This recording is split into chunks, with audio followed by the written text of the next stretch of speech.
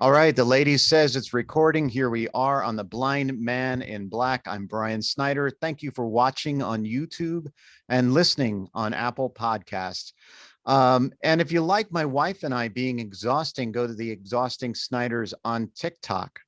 Now, my guest today, I've been wanting to talk with her from the very beginning of this podcast.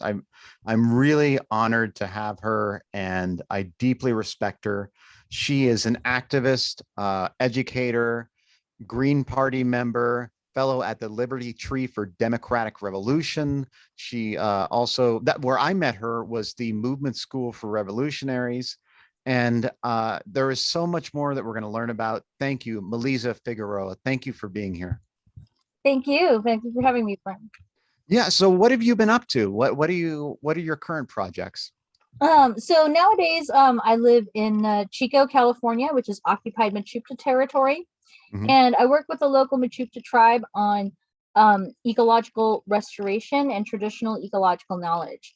So a lot of things when people are talking about addressing the climate crisis, how to become more resilient to wildfires. Of course, we are in a wildfire area where the Camp Fire destroyed paradise just up the hill about Mhm. 3 years ago. And so I work as a, right now, I'm helping to establish and grow this the traditional ecological knowledge program, which has like a number of components, but really at the core of it is about Indigenous stewardship and Mhm. having and helping Indigenous people get their legal and rights to workforce development for ecological restoration. There's a lot of work to be done, and so part of the solution, actually probably the biggest part of the solution in my opinion, is that Indigenous peoples of particular of all the places that we are, everywhere that you are on this continent, there is a tribe. And just sort of the way that Indigenous stewardship um, enhances the ecosystem and makes it more resilient, more abundant, and for everyone. Excuse me. And so yeah, that's one component that I'm working on. I'm also working with citizen lobbying for climate legislation at the federal level, and also just trying to educate. Like you said, I'm an educator, but not really in a conventional sense, but to really help the types of cultural and social changes that are needed to survive climate change and to work for people and planet.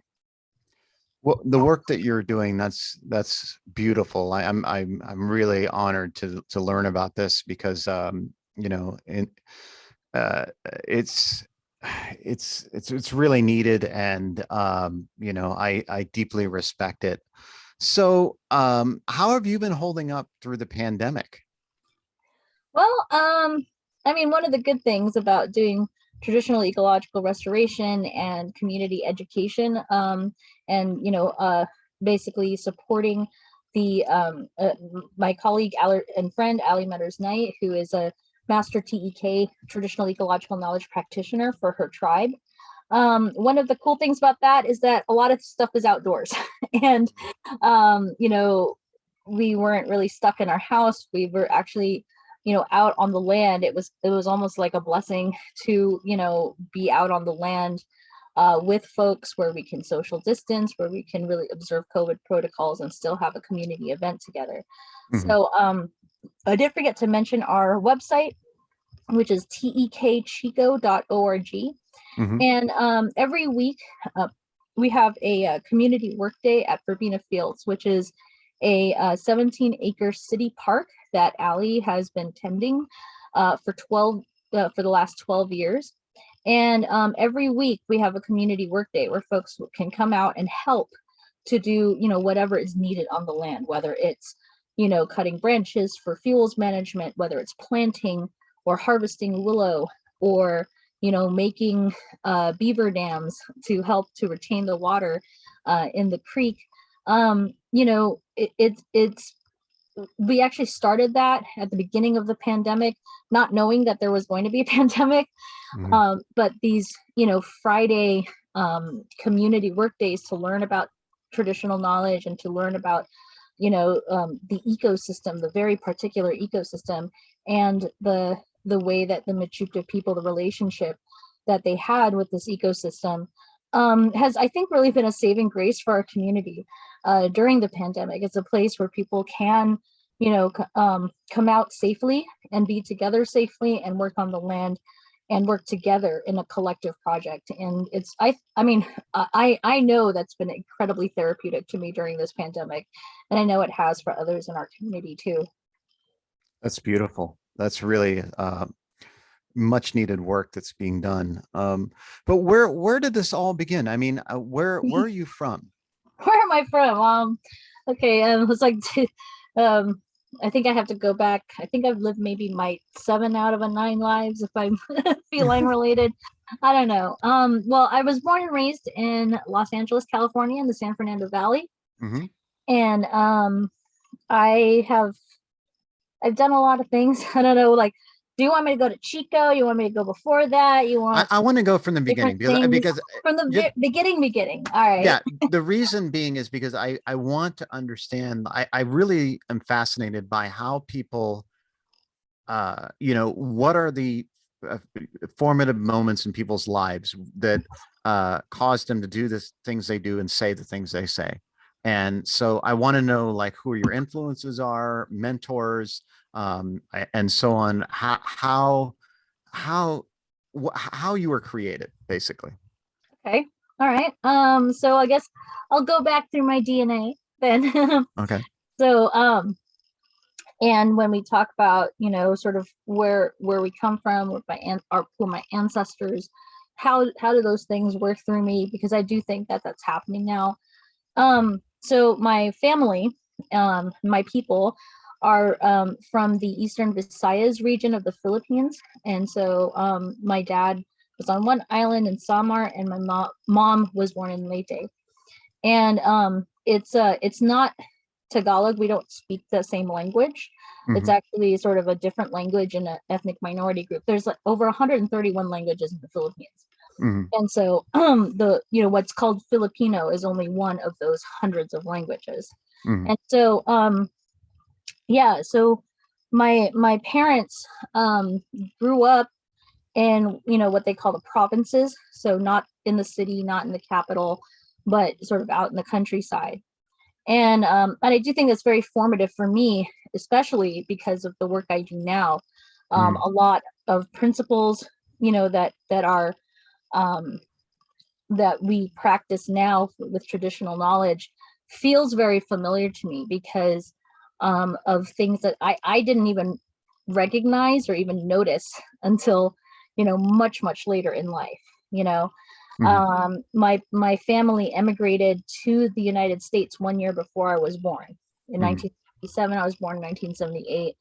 And so even though I was born here and I'm a US citizen, I've never been back to the Philippines, as a matter of fact, but I grew up very strongly embedded in a culture that I'm just now beginning to understand more fully as culture, like an indigenous type of a culture that even though it's not to this particular landscape, but I think that there are certain things that are embedded that have to do with relationships to the natural world, to types of community and being in community that that I think are lessons that continue to come up for me in different areas of my life, or in at different times in different places.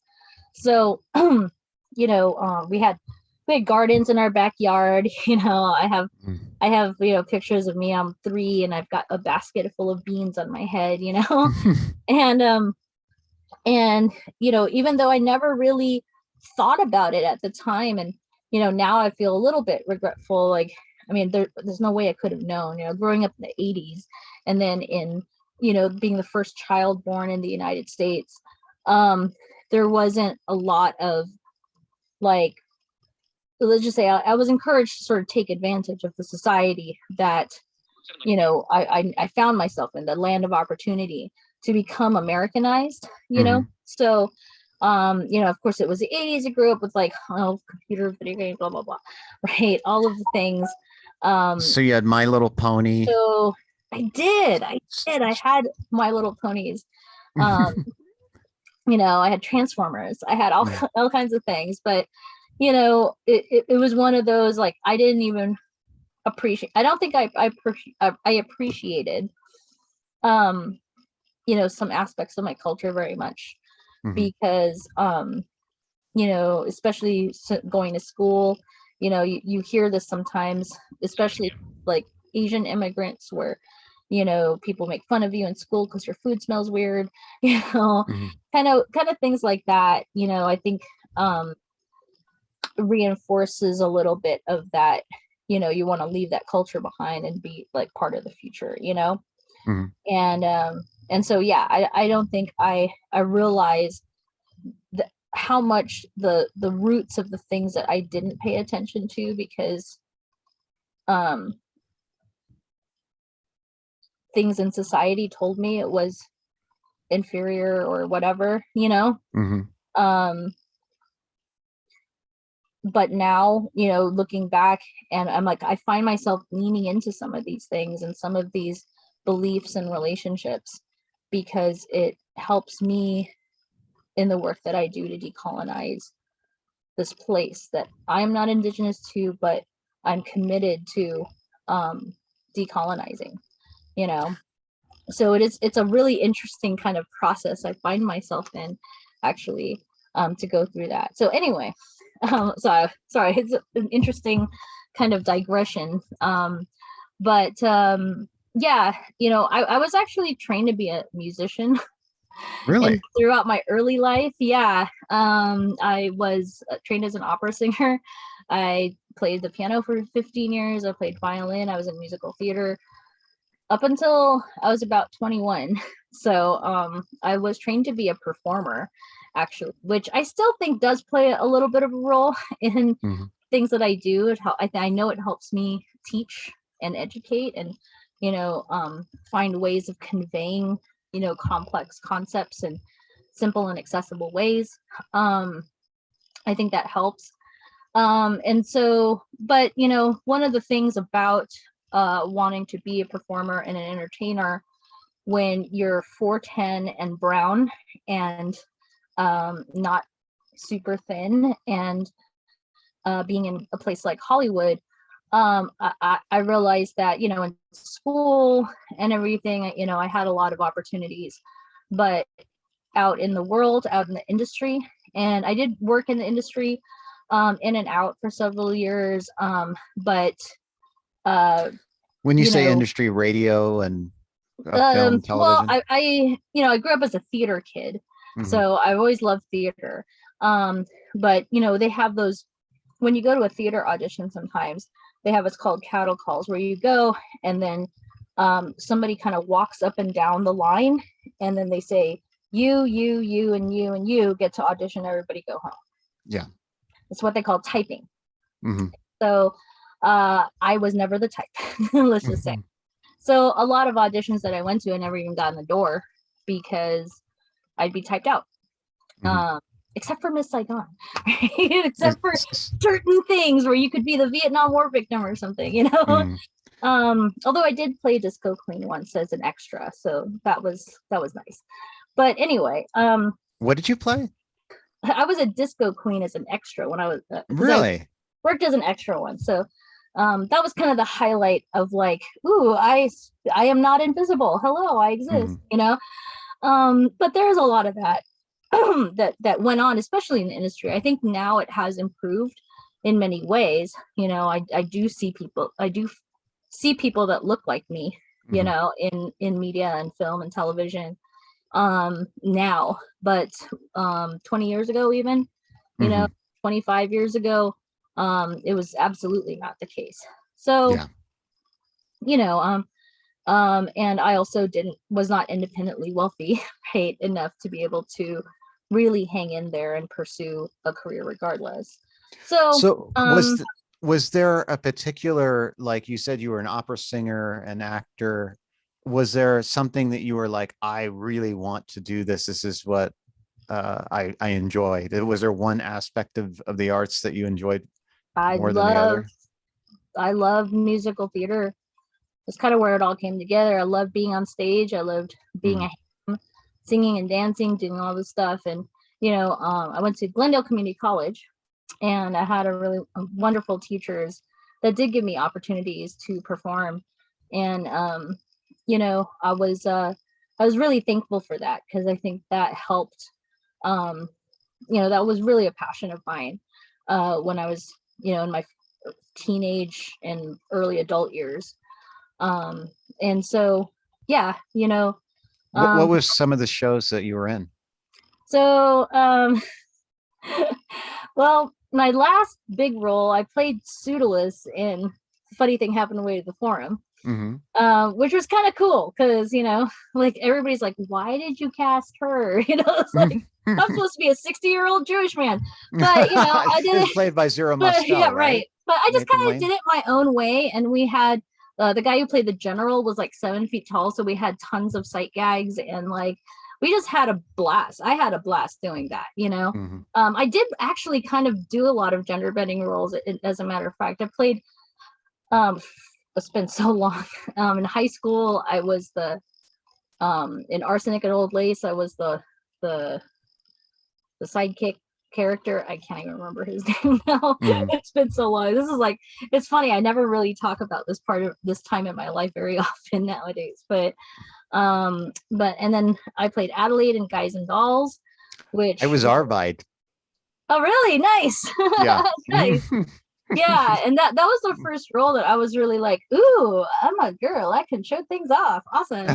you know because I mean, I'm, like I said, I'm 4'10", when people don't see me in this little box here, but I'm strikingly uh diminutive, Mhm, let's just say. And so I think it was a both an advantage and a disadvantage. mhm, But in terms of like being creative and stuff, I think like it was fun in some ways, and in other ways I do feel like it's kind of there was something about me that like I wanted to be noticed, because a lot of times, especially being both small, brown, and female, um if I didn't speak up and kind of be a little bit loud and obnoxious, nobody would notice I was there, you know.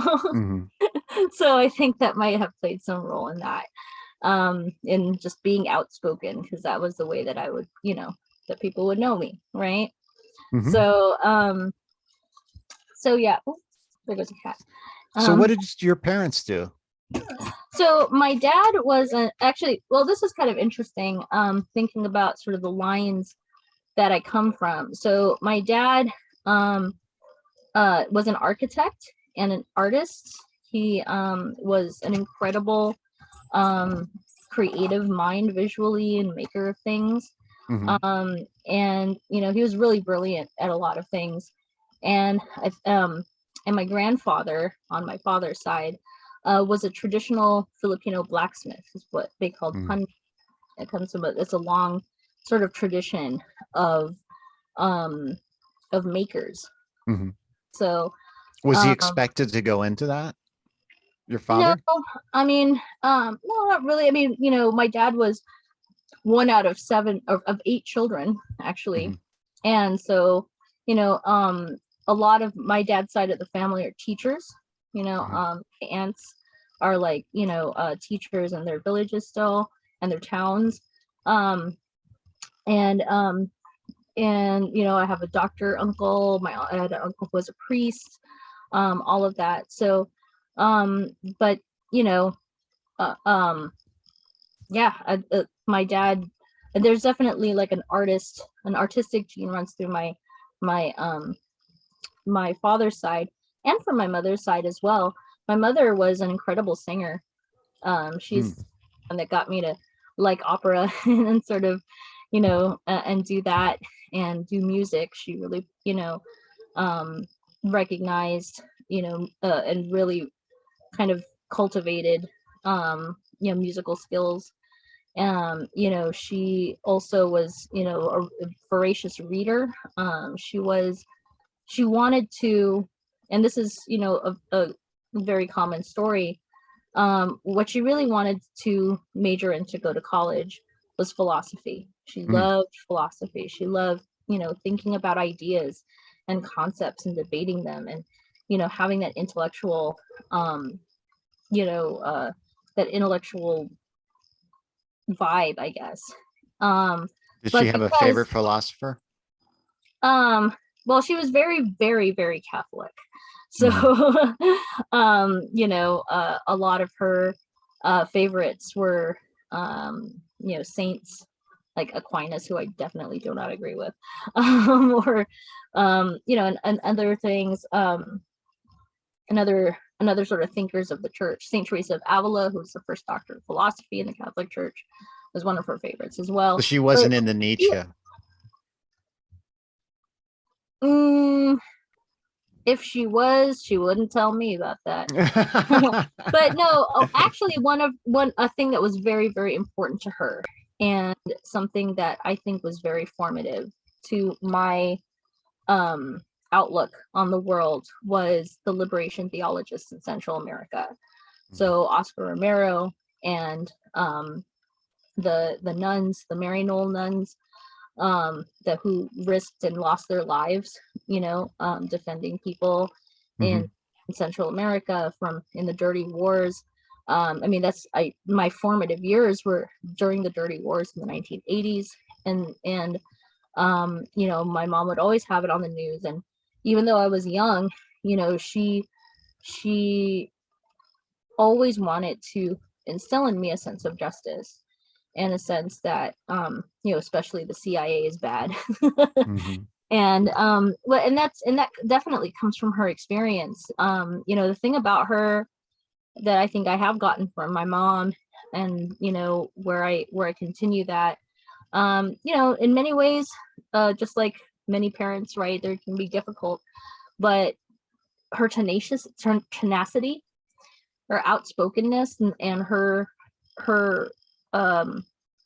nerve of fight, to fight for what's right and to fight for things, was, I think, definitely something that, that I get a lot of my sort of basic fundamental frameworks from. So she, my family left the Philippines in 1971, actually, after the Marcos dictatorship had declared martial law. Under, martial law, people could get scooped up or even killed in the streets for, what they thought, and their, political opinions and their things. And she hated Marcos, and she was just outspoken about it, And at some point, I'm told, right, my dad kind of feared for, her life, and, and so they couldn't get to the United States right away, but my family lived in Saipan for 7 years in the Mariana Islands, and then that was sort of a stepping stone. But even when they got to the United States, we lived in Burbank, which until probably only just a few years before they moved there, was a sundown town. And if people don't know what sundown towns are, these are towns that have had until it was illegal, racial covenants that only white people or only certain people could live in that town. And in Burbank, if you were Black and you were within the city limits after 6:00 p.m., a cop car would come, pick you up, and drop you off in North Hollywood and say, "Get out." So that's been popularized by things like Lovecraft Country, shows like that. But that was a real thing, and it really happened. And so when my parents moved there, they didn't want to sell the house to her because, there was still, even though redlining was illegal at the time, there was like sort of de facto redlining where like the banks wouldn't lend to you, the banks, there would be different things that would work in people's favor, right, to restrict certain kinds of people from the neighborhood. And so turns out my mom threatened to sue. My mom fought to have a house in this town, you know, and so that's, you know, one instance where I think she fought. Another thing is that she represented herself in one of the very first one of the first discrimination lawsuits at the University of California. She worked at UCLA as an accountant. So I forgot, she wanted to be a philosopher, but had to be an accountant because she had to support her family. So, but she successfully won a discrimination lawsuit against the University of California for in her job. So that's a very interesting tidbit as well. And like I said, you know, another big thing that happened during my formative years was also the fall of the dictator in the Philippines, Ferdinand Marcos, and the EDSA movement, which also called the People Power Movement. And so that was obviously something my mother watched very closely. She was always very proud because Cory Aquino looked like her, so like she styled her hair and everything to look like her and everything. Not that Cory Aquino was that great.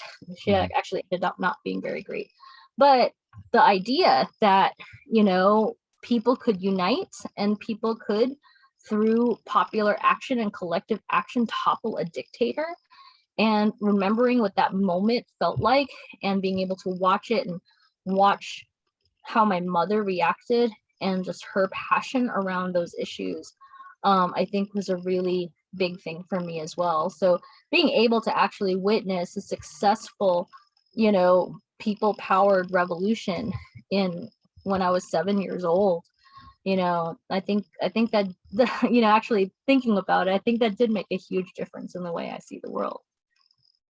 So you were on a trajectory, you're doing opera, musical theater.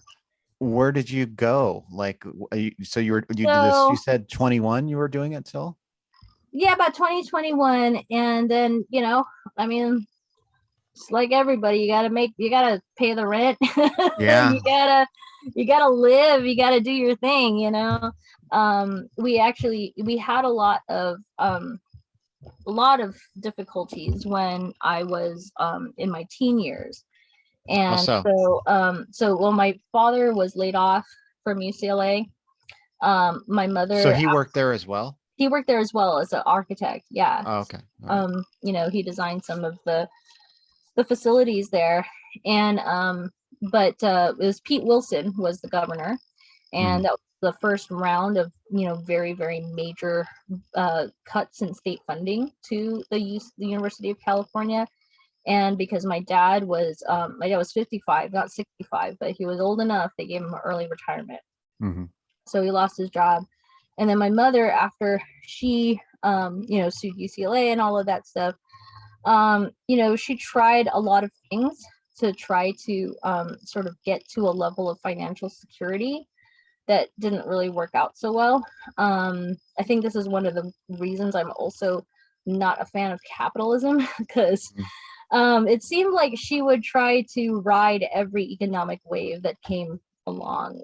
You know, first it was like the insurance, you know, securities in the 80s until that kind of flattened out, you know. Then it was real estate. And so she actually was a subprime mortgage broker in the early 2000s until that crash happened, you know. So and then, you know, she also kind of fell into a number of multi-level marketing schemes that, you know, obviously those don't work out so well either. So you know, I think for very good reasons, and, you know, she was very obsessive, I would say, about financial security. But she, you know, this is capitalism, and you got to have money to play the game. And if you don't have the money to play the game, you're probably not going to win. And that's kind of how it happened for her. But through that, I learned a lot. I learned a lot about financial markets. I learned a lot about real estate. I learned a lot about some of these asset bubbles that happen in contemporary capitalism, especially with, financial crisis and every financial crises. And that's kind of another thing that I'm very passionate about, and that I really kind of watch very closely is the larger economy and what is happening, like for every person that who like my mom, who got drawn into every, financial scheme, every financial, that rich dad, poor dad, kind of, and wiped out, to be frank, really wiped out. There's like millions more like her. Yeah. All of the people that took out second and third mortgages during the subprime mortgage boom, all the people that thought they could flip houses, just like the people on TV, and like make a ton of money. Like that's a huge, it's like, I realize, I think after a while, that like my story is a story of a lot of people. Yeah. A lot of people that get drawn in and exploited, kind of spat and chewed up by capitalism. And so yeah, I think for those reasons too, that's another big formative thing is, me not really having any illusions about where this economy is going, and it was excruciating because like during the early 2000s, I'd gone back to school, and I had started to be an activist, and I started to kind of, get radicalized in terms of understanding the system. And, I'm here sort of listening to a lot of these leftist economists who are like, man, that shoe is going to drop. And I kept telling my mom, she's buying real estate in Las Vegas, like a mogul. She was like, and I was all like, please don't do that. Please don't over leverage yourself. Like, it's not. And she kept like, oh no, I know, it's 5 more years. She didn't have 5 more years. That's what happened, So it was kind of like watching that up close and not being able to do anything about it, but also understanding that this is a cycle that happens all the time, and that's what capitalism is, and that's why we need to go beyond it to something else, because that's not gonna work. Now, was there a time that you like, I want to say, embraced the system for a while, where you're part of the matrix? Or well, yeah, so after sort of like my failed excursions into the entertainment industry, I ended up actually getting a job on Hollywood Boulevard that had nothing to do with the entertainment industry. It was an internet company, and so in 2000, I started off at the call center for an internet company. Eventually became a supervisor. They took that away when they outsourced our whole customer service team to India, and I objected. And so they kind of stuck me in the corner working with network operations. So I was working as a telecom. I did phone lines. I did international server installs and troubleshooting. So I learned the internet actually for a long time. And I also did this in a major corporation. So it was an internet startup that ended up getting bought by a major capital group in Los Angeles that actually does a lot of real estate and all this stuff. And so I would fix the phones in the executive suites and set up their conferences and all of that stuff. So, I would hear them talk. So I'd hear them talk and that's where my invisibility kind of came into play, right? Yeah. Oh yeah, and so I think I got another sort of dose of education about capitalism. What I always like to say is that I had a corporate job for several years, and I think drove me to substance abuse and socialism. This is also a time when there was a lot of exploitation. There was a lot of the tech industry still is in many ways, right? It's kind of the Wild West. And, it's taken so long, even now, right? I mean, like these last few years have had an explosion in things like union organizing, things like, walkouts, and like a demand for culture change in the tech industry. And I'm so thankful that's happening, because when I was in it 20 years ago, and then that was also the same time, because I'm sitting at a computer all day, right? So, I'm looking at these websites like Indie Media and this guy named Noam Chomsky, and all of this radical stuff that's online, like in between answering emails and helping people with their account or whatever. I'm like reading Chomsky, and I'm reading like all of this radical stuff, and I'm like, oh my god, so I'm like getting radicalized at the same time that I'm um really experiencing the conditions of what it means to be a worker in capitalism. And I remember, and then lots of things happened, bad relationship, blah, blah, blah, I was really not in a great place psychologically. And I was like, after a while, I was like, I really got to do something else. Like, Mm-hmm. somebody, when HR asks you those questions of like, where do you see yourself in 10 years, and I'm like, honestly, if I'm doing this in 10 years, like, I don't want to live. Like, and like, that's actually not, I mean, it's glib, but at the point that I was at, where I was feeling very alienated, Yeah. I was sort of covering up a lot of that with partying, but I was also, because I was in Hollywood and all that stuff, but also, deeply, deeply unhappy, going in, doing the same thing day in, day out. There's no goal at the end. There's no nothing. There's just, supervisors breathing down your neck. And, it's like that corporate, it's like, and so I decided to go back to school.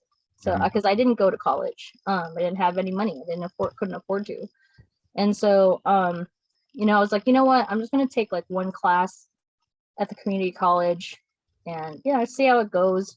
It'll be something. It was something to get me out of the house. It'll be something where I don't have to like argue with people, and it would just be a space where I could just learn. I love learning. I love reading. That's always been a part of me. So I decided to go, and one day I would take the bus from my job in Hollywood to Glendale to the community college.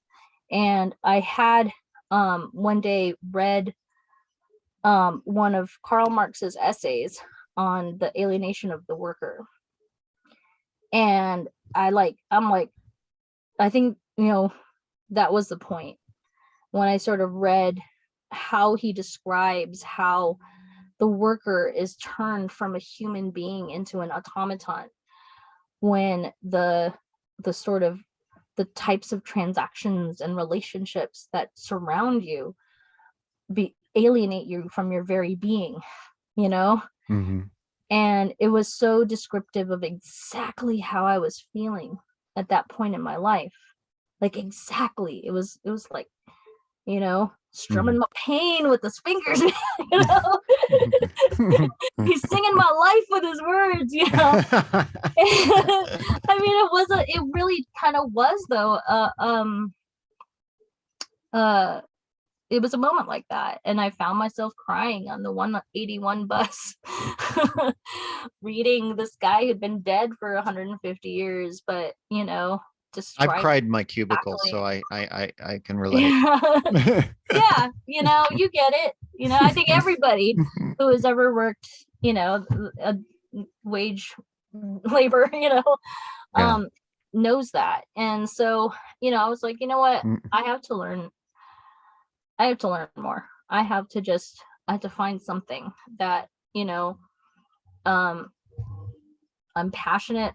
This is where I started, I was attending anti-war rallies, immigrant rights rallies. I was becoming I was an activist, and I was like, I have to change the world, like, and in a very weird way, it was like, that, because that was the time when my mother was riding the subprime mortgage wave, and she had a number of properties, and she was like, if you want to move back home, you can rent my house over here, because she was concentrating a lot of her business in Las Vegas, but she had some properties in California. So So I went in, I went in and I rented a house from her, and that allowed me to quit my job and to concentrate on going back to school. And so that's what I did, so it's like one of these things where it's like, okay, this capitalist Ponzi scheme, on the one hand is incredibly damaging, but on the other hand, it was a wave that I rode to get to where I needed to go next, which was college. And so I got into UCLA, transferred there, and that was also about the time that I started learning about climate change. It was around 2005, 2006. And another big issue at that time also was peak oil. People forget about that now because of fracking, but it's going to come up again. So that's when I really started to learn about the environmental damage and the terminal stakes of industrial society. And that's where I really was like, I need to learn more about this. I need to understand where we're going to be, because yes, we can talk about all kinds of ways that we organize society, but none of that's going to matter if we don't have a biosphere to do it in. None of that's going to matter. So it's like, and people describe now, especially after the pandemic, the kind of like psychological dark night of the soul you go through when you really understand the implications of climate change, when you really look at that species extinction, abyss, and the abyss stares you back, and I had those moments, and I started, I was with activist group at the time called the Converging Storms Action Network, and which was a really great sort of study group that we would do. So we would do like different readings, different sort of both theoretical and kind of example based ways that we can get at learning about an issue. And there were a lot of activists from many sides, from many different movements that attended that. And I think we all went through that dark night of the soul. It's like, there are people who are like, you can't lay it on so thick. You're not gonna be like, we're all gonna die. But we're like, but we are all gonna die. Like that's a reality. I'm sorry, I can't sugarcoat that for But and it was like labor people, and because there was at that point there was a big divide between environmental movements and other types of social justice movements. Environmental movements were always thought of as like, oh, you're the Save the Whales people, you're nice, but it's kind of secondary. It's not like overthrowing capitalism or racial justice or any of these like big things. The environment, like, and people would say like, when the revolution comes, we'll deal with it. We'll deal with whales. Until they couldn't, until now, no, the environment's the thing, right? And then there were a lot of environmentalists that didn't understand about capitalism either, right? It was like, go vegan, or like, don't boycott this and boycott that. A lot of the environmental movement at the time was very and still is in many ways, right, very personal focused, lifestyle focused, right? And not seeing these like really systemic things behind what drives environmental destruction. And so this class that we put on was an effort to sort of put both the concepts and these movements together and say, no, there's this real existential environmental issue threatening us, and capitalism as an infinitely expanding system cannot continue to exist on a finite planet. Like, that was the real simple message that we came out with at that time. A system of infinite growth cannot exist on a finite planet. And it's obviously true, as we're like now sort of running into a lot of these limits about fossil fuel and the limits that the biosphere can take. A lot of the stuff that we said back in like 2005, 2006, that we said was going to start happening in about 5 to 10 years, Well, it's like 15 years later and it's happening. Yeah. You know, and it's been a real weird and interesting trip to like see that and see this consciousness just grow exponentially because we're in it now. You know, the crisis, all of the stuff is happening right now. And so It sure is. it's really interesting to think about it in those ways, you know, think about how I saw it back then and how I'm seeing it now. Yeah, I mean, you and I are both in high fire threat districts, Absolutely. and last year I had to evacuate, and there were multiple fires all around this area, and it feels like now, um, it's every summer. It's like, when is it going to happen? When am I going to lose my home? You know, Yep. Yeah. and then on top of that, like this winter storm event it's like it's getting it from both ends, because it generally, I've had to work through, 3 PS or now 4 PSPS seasons, public safety power shutoffs, and all that stuff that they're doing. And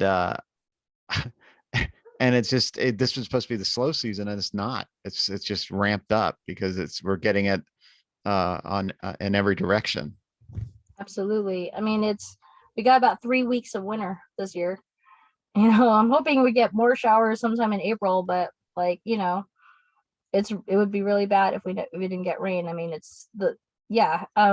and that's part of it too. This is California, and this is, you know, sort of jumping a little bit ahead to the present, and you know, learning about traditional ecological knowledge of California and talking to a lot of, you know, practitioners and people who are indigenous to these places.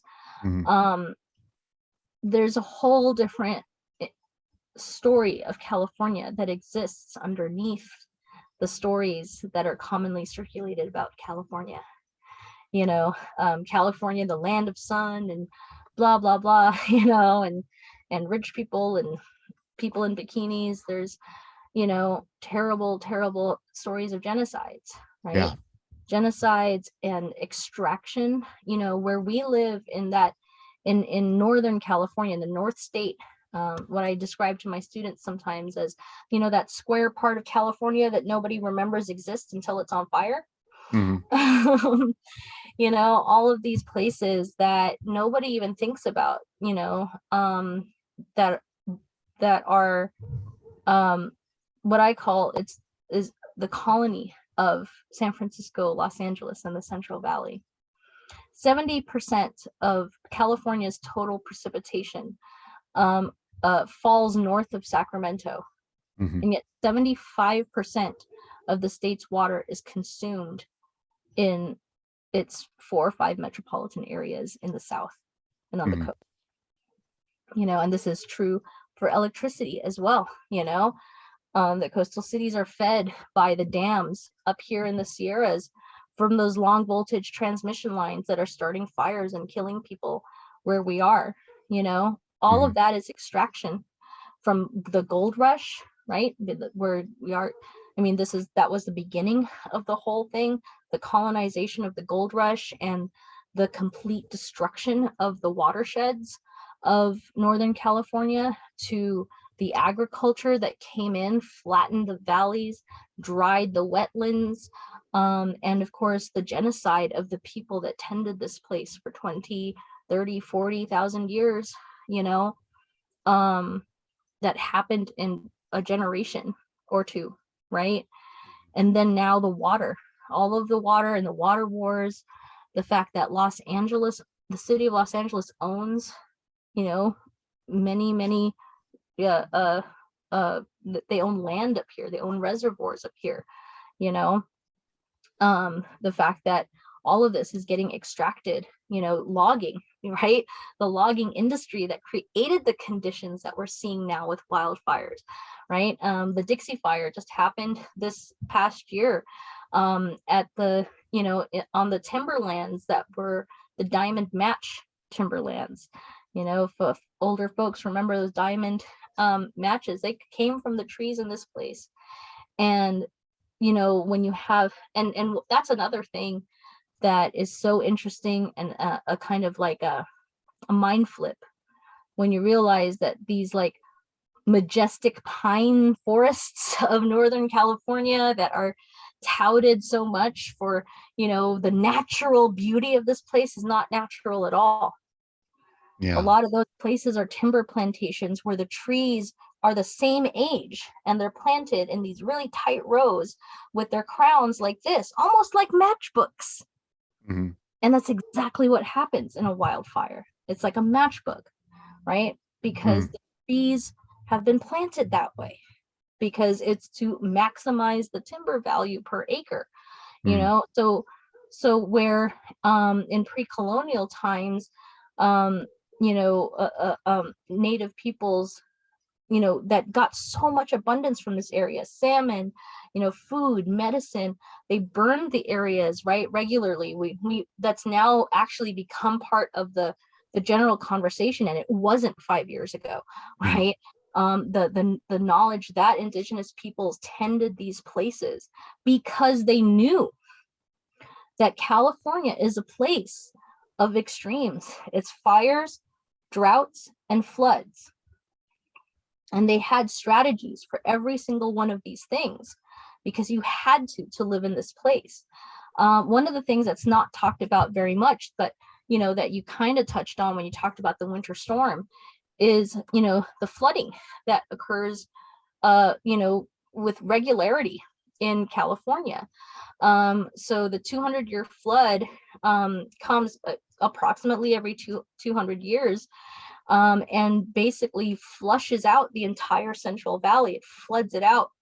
You know, there is one record from colonial times of that, which is the Great Flood of 1862. Great Flood of 1862 wiped out the entire Sacramento Valley, San Joaquin Valley, all the way down, and put Sacramento under 30 feet of water. Leland Stanford had to row, the capital had been moved to San Francisco, and he had to go there in a rowboat because of the floodwaters. And this is something that people don't recognize. And these are all trends. These are all trends that have existed in California, have always existed in this climate, in this place. But climate change kind of accelerates that process, right? So what we're starting to see now, and this is the new normal for California, we can't hope for a time when it's going to be different, because it won't be, is that we have long dry seasons, right, where there's you know, all of the wildfire, but that very short but intense wet seasons. So it's almost like we'll get the entire year's worth of water in like a month, right, or 2 months. And that has a huge, so the extremes between extreme dry and flood is going to get more and more intense and more frequent. So and you know, if you look up the USGS, if you don't believe me, you can look up at the USGS and look up the arc storm scenario.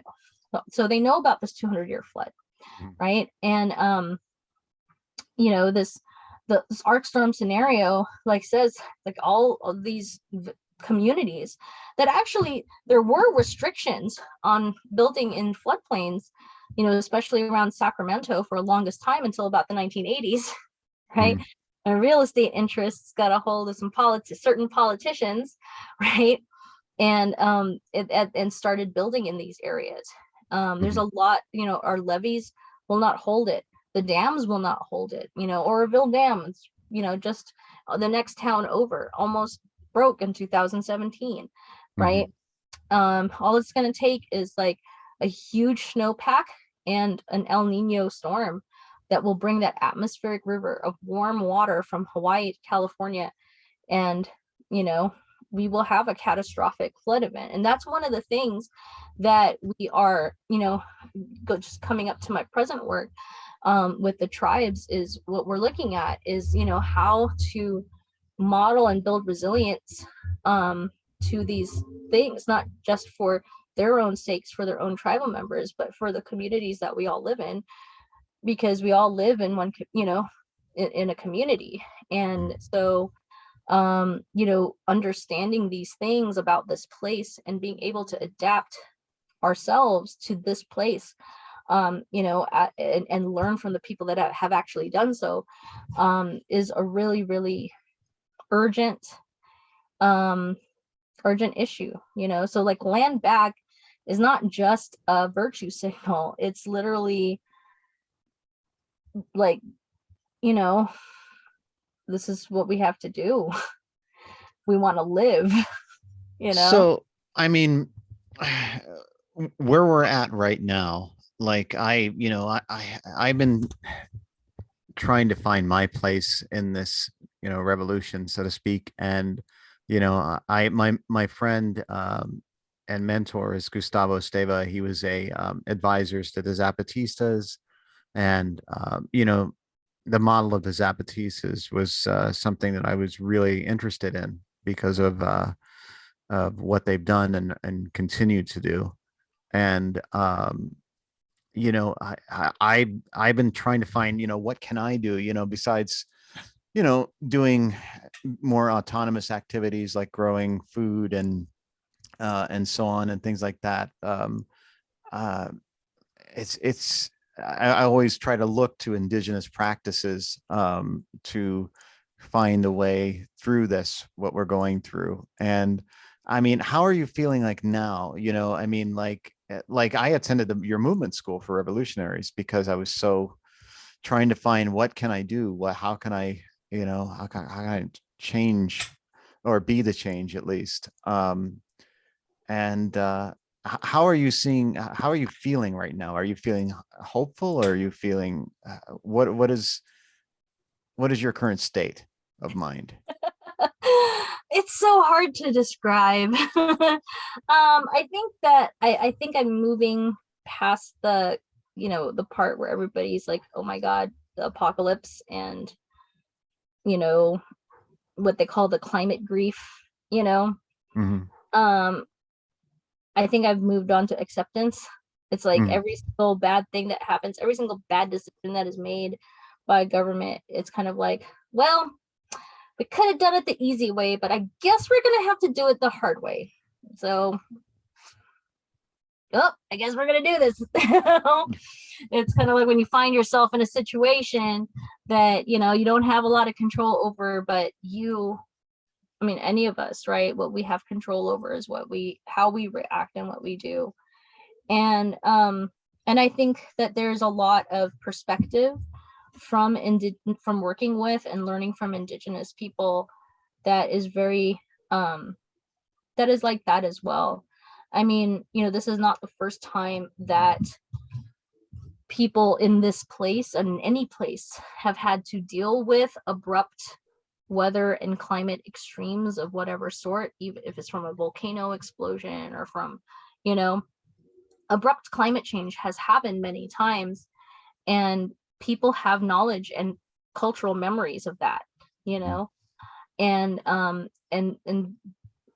these are the kinds of things, and that indigenous management is a lot of what's called adaptive management, right? Mhm. It's observing land, observing a particular place and a particular pieces of land, right, over thousands of years, understanding the responses, understanding signs. One of actually my favorite stories about the 1862 flood is how this is funny when you read kind of colonial accounts of the flood. They say the natives mysteriously disappeared shortly before the flood. It's like, you mean they left? Yeah. Because of course with the gold rush and all of these, for a gold extractive economy that comes from rivers and creeks, where do you think the gold miners put their towns and their homes?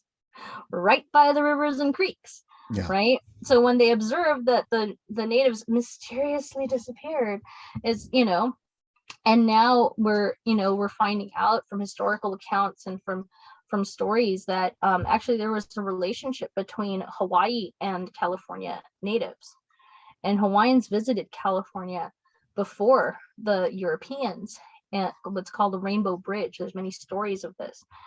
And it's thought that, given Polynesian navigation, norms that they would visit during El Nino events, because that's when the currents would be favorable. Mhm. And so from what I'm hearing of some stories is that they, the Hawaiians had foreknowledge of the big flood, and they shared it with California tribes.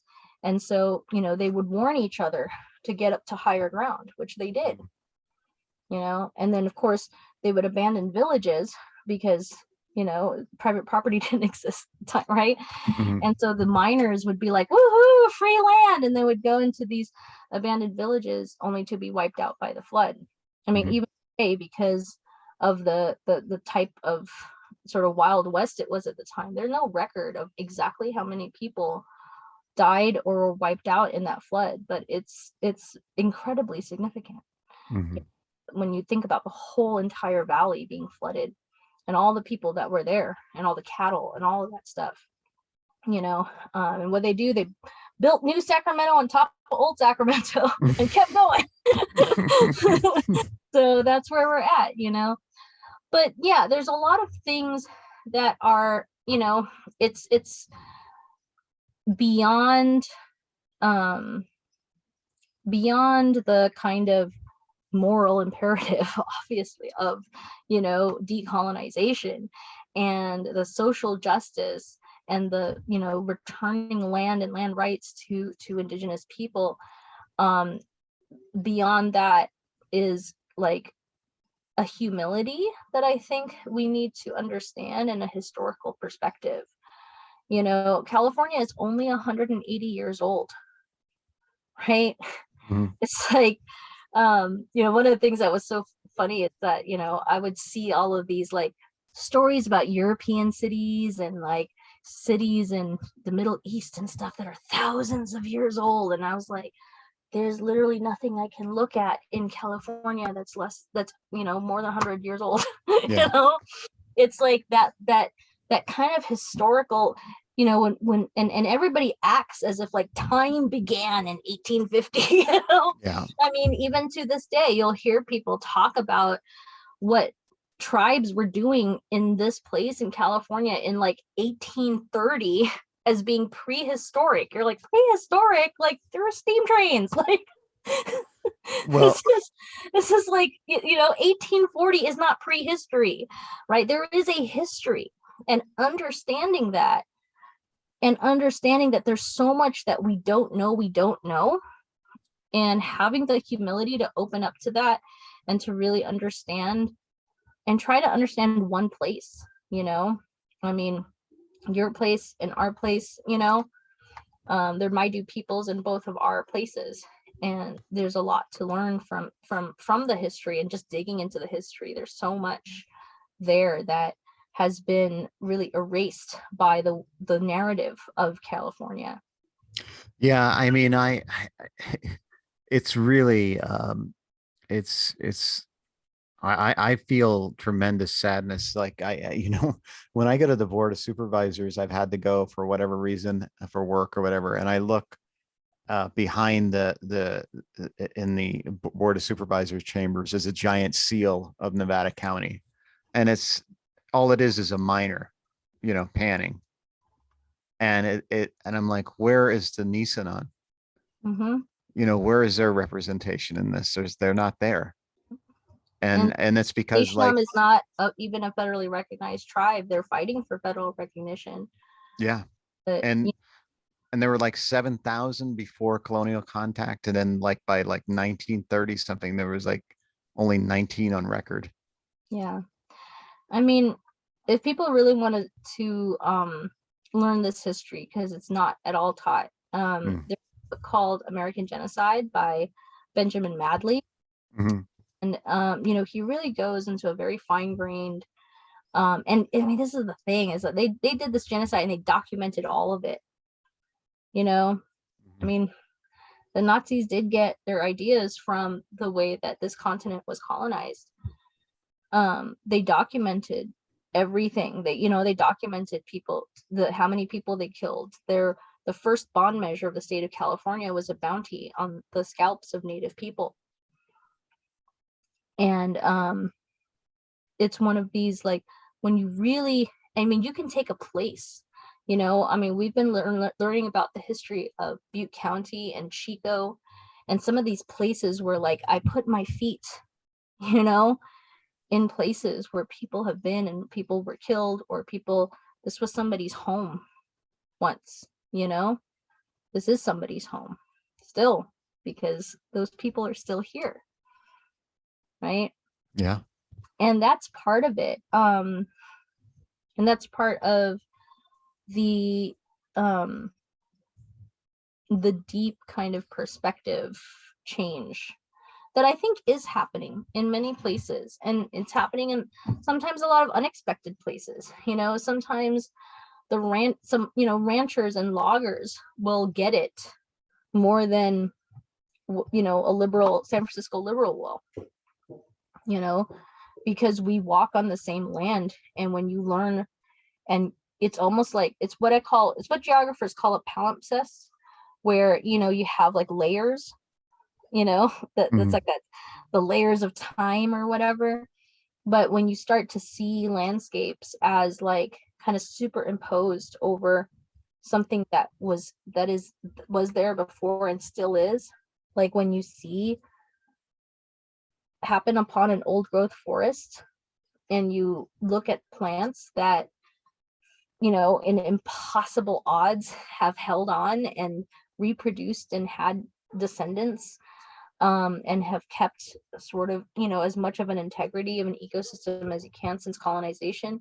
People don't understand how incredibly rare that is in California. But when you see it, and sometimes you see it in weird places, you see like this plant, you're like, oh wow, you know, tobacco plant, oh my God, you know, it's part of that past that is still asserting it's the fact that it exists. And you know, being able to see a whole other side of California through its plants and through understanding its history, it's like these things you can't unsee, you know. So now we kind of left off before in terms of you know, you started going back to school. Yeah. And was there, I know you're probably were you part of the Occupy movement? I was let's see, I was at Occupy Wisconsin when that went down, because I was doing my master's at University of Chicago at the time. But maybe I should rewind a little bit. But and then I was at Occupy Oakland, and then I was at Occupy Cal, so Oakland and Berkeley. And you know, I did travel to some ones, but those were the major movements that I participated in at that time. And I just started graduate school, and so, you know, I was kind of already kind of going through that. But I will back up a little bit and talk about my time at UCLA, because I think that was very very formative, you know. I mean, I knew that I wanted to really study the environmental issues. I wanted to study the things that were going to affect me in Los Angeles, urban environment, and all of that. So I went into it thinking I was going to do urban sustainability, you know, I don't know, like trains or something, you know, I don't know, whatever thing. And, you know, it became a very fashionable thing to study. Right. And I think that, you know, I happened to take an urban planning class with an Amazon scholar, Susanna Hecht.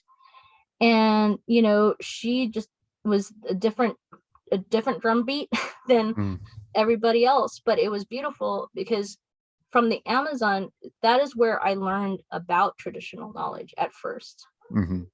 That's where I read, you know, very pivotal books like 1491 by Charles Mann, books about how the Amazon, you know, and archaeologists who understand through studying the plants, understand that up to 20% of the Amazon rainforest is anthropogenic, meaning that it was created, it was cultivated by human beings over thousands of years. These were engineered, and there are, you know, places where the soil is the most fertile soil on Earth, And those are anthropogenic soils. Those are that have been created through generations of cultivation and burning. And traditional burning. Sorry, that's my dad, my dog behind me. No worries. And that blew my mind, right? Because I think in a lot of environmental discourse, there's a kind of assumption that like human habitation in an environment inherently degrades that environment. It's like the tragedy of the commons, or there are very common tropes about that. And learning about a place and a people that actually interacted with their environment in a way that enhanced it and actually made it what everybody assumes is natural, that's a whole different sea change, right? And then I started learning about the African diaspora in the Americas and how enslaved people in Africa were brought to for their knowledge of cultivation to work in these plantations, and they escaped, right? There's all of these escaped communities, self-liberated communities where the environment was absolutely part of the plan. So can we pause here? Sorry. I think there might be an issue. So can I just check real quick? Of course. Yeah. No worries. Okay. Yeah, we can pause the recording and just come back to it. I just need to check on it right now. All right. Hold on. Thank you. Sorry. Where's my phone? Mr. Dog. I don't have my phone. Oh.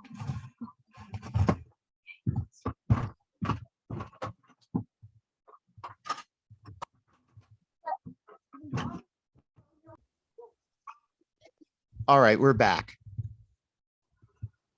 Okay. So where did we leave? Oh, okay. So indigenous peoples and traditional knowledge. This is where I sort of started that. And so and like you said, I was a big fan of Zapatistas, from from my mom's influence. I always had a real passion and solidarity with the struggles in Latin America. And so I decided to actually do research in Brazil. So I did research in Brazil in my undergrad and in my grad school. So just to study, right, what's called traditional knowledge, and agroforestry, and the ways that happened, the ways that people live and different peoples lived, right, to actually enhance and have a very different relationship with the environment than most of people in the modern world have, like, or in the global north even have a conception of, right?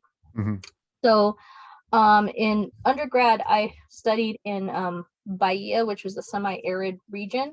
It was also a region that actually was a concentration of slavery and enslavement of Africans.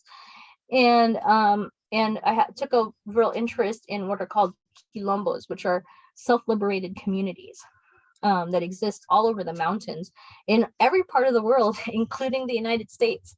Where there was colonialism and slavery, there were people who resisted it and freed themselves.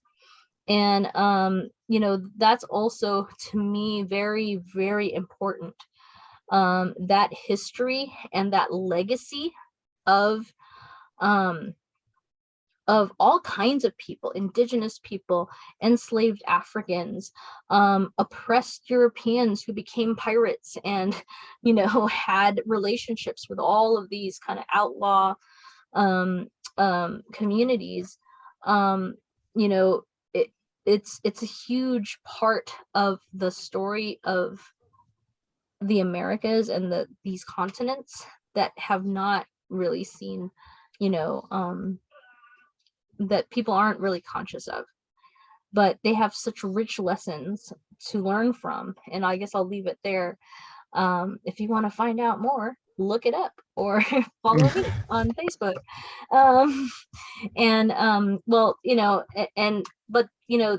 It's a huge part of, we're starting to get that consciousness of it with like the Underground Railroad and all of that. And the Underground Railroad was part of a huge network of resistance of these kinds of resistances, to live free, right, in a time of such oppression, was something that, my parents lived through in World War II during the Japanese occupation of the Philippines. And also that so many of the California natives have lived through since 1850, through, and understanding that, I think, has made me feel better in some weird way about the apocalypse. I don't want to say feel better about the apocalypse, but it gives me something. It gives me hope, because because when you understand that for many people, the apocalypse has already happened. Mm-hmm. Everything that we're fearing about climate change has already happened to people's continent, So what would you, I'm sorry, go ahead. And there is, there's both a humility of like, we're special, like, but also like, but the people have survived. I am a descendant of survivors, right? There's a genocide in Philippines, 1901. My dad's island was the one that Jacob H. Smith wanted to turn into a howling wasteland, right? Everyone, almost every, many people, almost every people of color, and people who have been colonized are descendants of people who survived. We are here. I am here, because my people survived. And that, and getting in touch with that, and being rooted in that will to live, that will to survive, that will to do whatever, to by any means necessary, right? That's what gets me, that's what keeps me going in these times. That's what keeps me from falling into that hole, despair. What would you say to those that are feeling hopeless, that are feeling overwhelmed by the pandemic, feeling overwhelmed by the adverse effects of climate change? And like, what would you say to simply how to start out with their own kind of personal revolution? Number one, find out about your place. The place where you live, you walk on, find that deep history. And like I said, wherever you walk upon on this continent, there is a tribe, and there are native people that still are around. You might want to check out what they're doing. Talk to people, listen to them, and not in a way of like, please teach me the thing and work for free. It's like there are initiatives, right? Think about Idle No More. Think about this land back movement.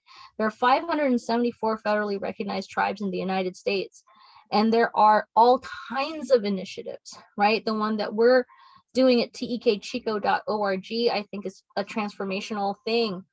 But there are people, there are practitioners and traditionalists and people who are in every place that are asserting and talking about the need to renew a relationship with the land that is not colonial, that does not take, that is not extractive, that actually has that relationship with between people and nature, because we are not separate. Everything affects everything else. And there are all kinds of initiatives that are happening. Food sovereignty, movements to protect sacred sites, movements against dams to bring the salmon back, right? Movements to to normalize traditional burning again, and give and for tribes to assert their rights to tend the land, to take care of the land that has not been taken care of for so long. Find out where you are. Know where you are is number one, I think. Number two is understand that when you are humble and open yourself to other perspectives, you also open yourselves to new possibilities. And that is what we've seen in our work here so transformationally, is I mean, of course, there are the people that don't understand, the people have their own agendas, all of that. But in that struggle, there are also people who are like, oh, wow, now I see what you're doing. Mhm. And, will come to support. Have, again, in our weekly community days, we have, 10, 20 people out there working on the land, and it's changed their lives. It's changed my life. And it's, like I said, it's helped open me up. It's helped me push past the despair into saying, no, there's hope. There is a pathway. There's a pathway for, liberation and survival. It's in the places where people don't even know to look, but these and that supporting the sovereignty of the legal, moral, and ecological sovereignty of people who are indigenous to a place is our best bet. I mean, just and so and number 3, and that's the other thing, is that this is a political struggle as well. Decolonization is not just to a change in language, or saying the right things, or land acknowledgement, or whatever. It's going beyond that, towards recognizing that there are 574 federally recognized tribes and 59 state recognized tribes in California, including the Mishnam. And all of those entities are sovereign governments. They're nations. They are public agencies. They serve their communities. They are governments. They are effectively federal agencies in any state or local territory, and have authority and rights over federal lands. And the more that we can normalize that, the more that anytime there's like a water issue, we're like, what does the tribe say? Mhm. Where we talk about fire, and we, CAL FIRE and the Forest Service, they're like bringing down all this money. It's like, okay, where is the support for tribal programs, right? To understand that, and land back is not is not limited to a colonial narrow notion of ownership, but that it is about political control and the acknowledgement of political control and rights over land use and land management. So that, like for example, right, when we want to build anything, or build, whether it's a dam or a housing development or whatever, we recognize that our city, so city of Chico or Grass Valley or Nevada City or whatever, has governance and rights to say about how that happens. Our counties, our respective counties do, and our respective tribes do.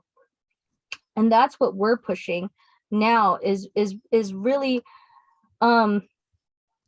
exercising the legal rights and obligations that are written in state and federal law, that that require those state and local governments to comply with tribal input and and governance over especially public lands. And then we're expanding that into workforce development. So today I was out at Red Bluff. We have our first restoration contract with our crew to restore a mile of riparian habitat along the Sacramento River at the East Sand Slough, which was historically a village and a meeting site, because it's where the salmon would come up. So the Yurok tribe went in to re-engineer the channel for salmon passage, and our crew is going in there and doing the revegetation. Mhm. And so, this is actually like what it comes down to when we're talking about land back, is who has the right to touch the land and how, right? Mhm. And by doing workforce development, so by exercising tribal rights, the Mechoopda tribe and other tribes in this all over are asserting that right to governance. And what we're doing with land management is putting our labor and our and money where our mouth is, and contracting for restoration, for seed banking, for basically creating partnerships with public agencies that do the land management, to say, what, tribes have a very particular perspective, and you're required to listen to it because it's part of the law, right? Mhm. And so being able to to both kind of intervene in political decision making about particular pieces of land, and also like providing a proof of concept by demonstrating how the ecological benefits of it. You know, that's a way of having you know, doing those reparations, right? Some of the things that our crew is doing, some of the things that, you know, Ali is doing and the program is doing are things that have been outlawed, you know, things like cultural burning, right? Mm. We may do a cultural burn in the next couple of weeks at a city park, which is the first time that anyone has burned this way in the city limits since colonization. Wow. And that's so profound, you Yeah. know? So that's really, you know, if you want to boil it down to a question, it's who is getting to touch the land and who has decision-making power over that. And if tribes are not in that equation, figure it out, because, you know, there's very likely a tribe that's trying to, you know, especially over special places, especially over, you know, things like wildlife preserves or public places where they have cultural resources that people still rely on to maintain their culture. You know, these are things that most of the society does not think about until there's a fire or until there's a destruction, and even then, you know, it slips people's minds. And so I think that's part of our job as non-native but people who want to be in solidarity, is to remind folks that, you know, there are governance issues here, there is a political struggle here, and that whatever, you know, whatever initiatives that you see around you that are being taken to restore the land and to restore that relationship is something that we need to support. So things like Save California Salmon, you know, like these movements to against the privatization of water, to have tribal management, co-management of forests, to have tribal co-management of waterways. These are, you know, and over federal lands too, right? Like to not build pipelines, right? Or to drill. And, you know, these are all things that manifest in very different ways, because these are sovereign peoples. But it's a component, and a very, very essential component of human survival in this place, that we need to not just add it on to everything else that we're doing, but as a central part of everything we're doing. So if you think about what place are you in and how can you decolonize your place, that's an excellent place to start, at least by asking those questions. Thank you so much. You've shared so much wisdom, and I deeply appreciate everything that you've said. So please share the name of the organization and the website one more time. Absolutely. So it's the Chico Traditional Ecological Stewardship Program, and the website is tekchico.org. Thank you so much. I deeply appreciate you sharing all that is alive within you, and it's been really an honor and a pleasure to have you here with me.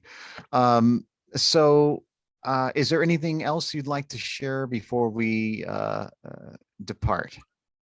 No, I think this is a good place to wrap it up. You know, I don't want to bore everybody with the other weird stories of my life. I can go on forever, but I think Well, this is a really good place, I think, to leave folks. wonderful, wonderful. And you know, Wondering. perhaps we can have another conversation in the future. And I love hearing weird stories. So Awesome. All right, I got him. You want all him? I right. got him. Well, All thank you, right. Meleiza Figueroa. Thank you, everybody, for listening on Apple Podcast and watching on YouTube. This is The Blind Man in Black. I'm Brian Snyder. And now we are going to have our awkward ending. So here we go.